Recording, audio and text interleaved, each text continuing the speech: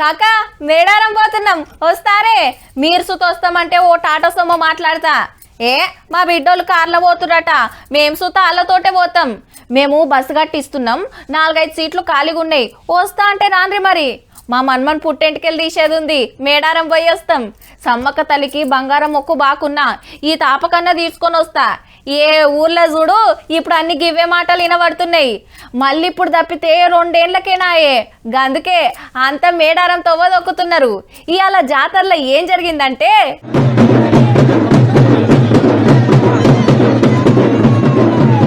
Chilakalagutta గుడిలా secret గా 2 గంటలు పూజలు చేసినాక కుంకుమ భరణి రూపంలో సమ్మక్కను బయటికి తీసుకొచ్చిండ్రు ములుగు జిల్లా కలెక్టర్ సారు స్వాగతం పలికి జిల్లా పెద్ద పోలీస్ తుపాకీతోని గాల్లెగాల్చిండు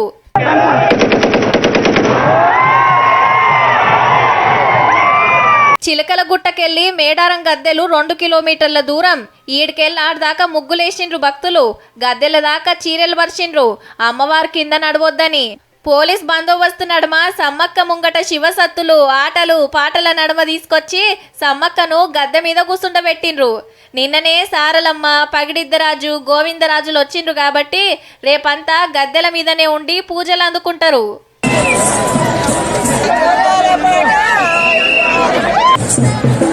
4-5 రాష్ట్రాలకెళ్లి భక్తులు వస్తుండ్రు జంపన్న వాగుల తానాలు బెల్లం మొక్కులు శివసత్తుల శిగాలు డోలు సప్పుళ్ళు ఆటపోతలు ఆటపాటలు మా సంబరం అనిపిస్తది గద్దెల చుట్టూ శితం మంది తొవ్వ పంట సుతాజనమే మంచిగా గూడారాలేసుకొని ఆడనే వంటక తింటున్నారు రాత్రిపూట లైట్ల ఎలుగుల నడుమ గింత ముద్దుగా కనబడుతుంది మేడారం